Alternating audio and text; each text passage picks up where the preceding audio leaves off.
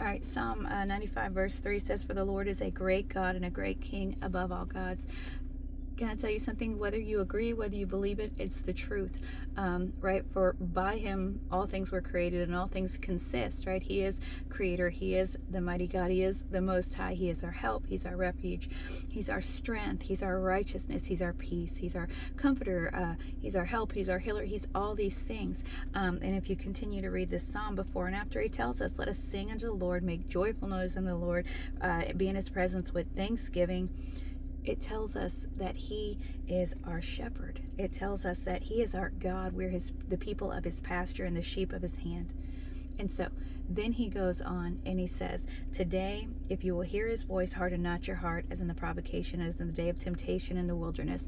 That's what the people of Israel did for a long time. They ended up wandering in the wilderness for years and years because they just wouldn't be obedient.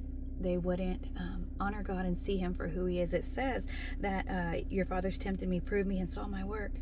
But he was still grieved with them because they just kept on failing over and over and over when they didn't have to. They didn't have to. They could have saw him for who he was in spite of the circumstances. Don't let the circumstances, right? There were times when they felt like we don't have enough water. We don't have the food that we want. Did you bring us out here to kill us? No. If God wanted you dead, you would be dead.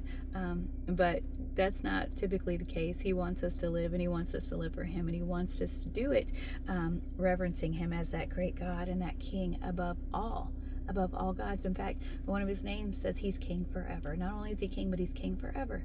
So when he is calling upon you to worship him, to bow down before him, to sing his praises, to give him thanksgiving, whatever it is, it could be something else, but I'm thinking of just glorifying him right now. When he calls upon you, do that. Don't let your circumstances get in the way. Don't let the situations and things that you're dealing with and going through prevent you from seeing him as that great God and King above all kings. All right, be blessed.